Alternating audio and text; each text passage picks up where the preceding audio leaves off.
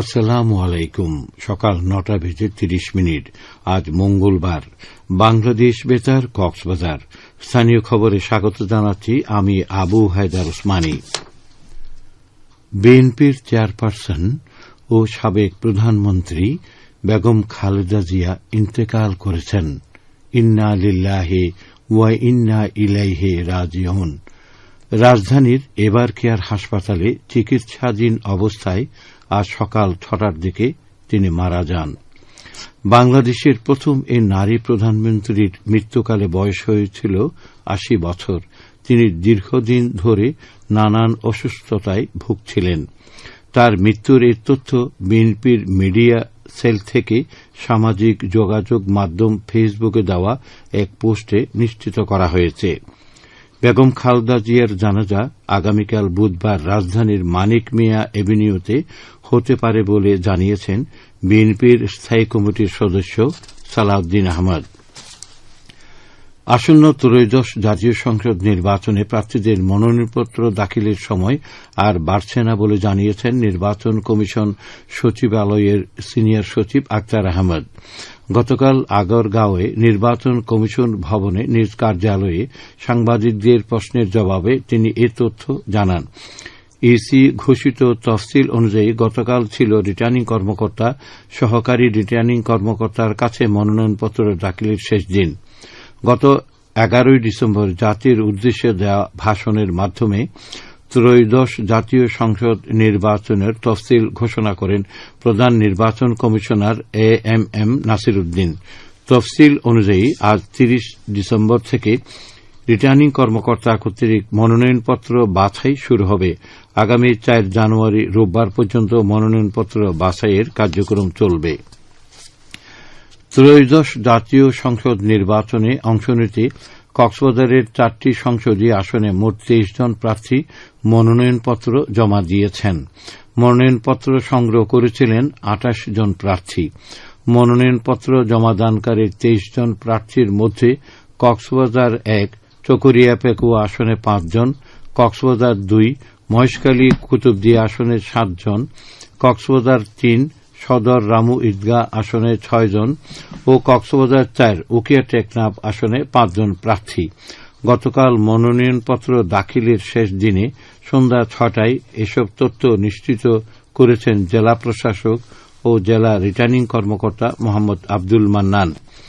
তথ্য মতে কক্সবাজার ১, চকরিয়া পেকুয়া আসনে মনোনয়নপত্র দাখিলকারী ৫ প্রার্থী হলেন বিএনপির স্থায়ী কমিটির সদস্য সালাউদ্দিন আহমদ, জামাতের প্রার্থী আবদুল্লাহ আল ফারুক, ইসলামী আন্দোলনের প্রার্থী মোহাম্মদ সরওয়ার আলম কুতুবী, গণ অধিকার পরিষদের প্রার্থী মোহাম্মদ আব্দুল কাদের ও স্বতন্ত্র প্রার্থী মোহাম্মদ সাইফুল ইসলাম।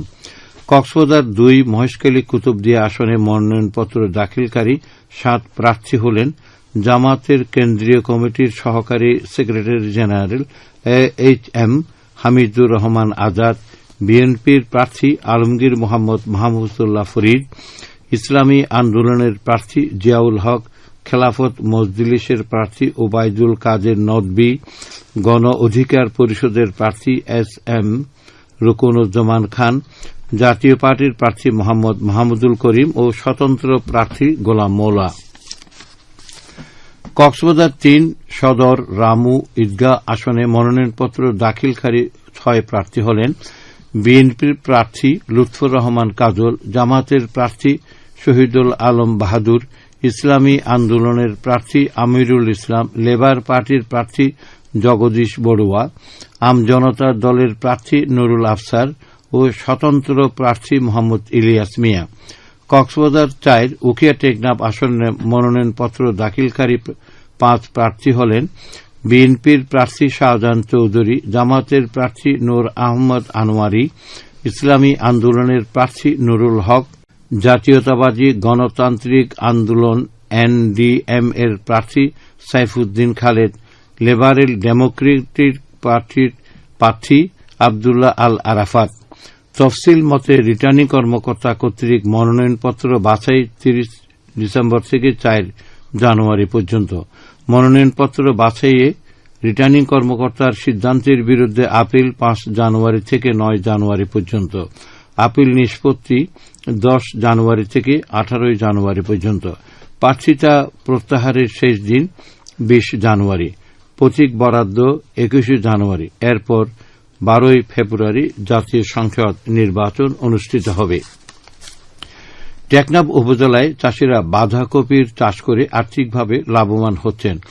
স্থানীয় কয়েকজন চাষি জানান, উপজেলা কৃষি অধিদপ্তরের পরামর্শে বাঁধাকপির চাষ করায় অন্যান্য বছরের তুলনায় মৌসুমী বাঁধাকপির ব্যাপক ফলন হয়েছে।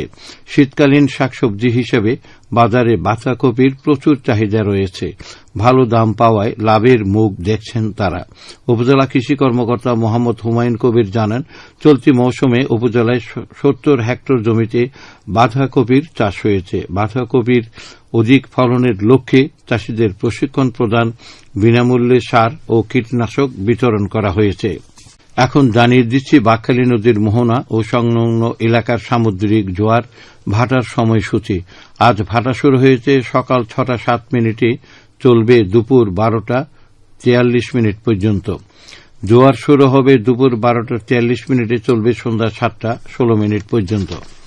খবর শেষ হল। আমাদের পরবর্তী খবর প্রচারিত হবে আজ দুপুর 2:30 মিনিটে।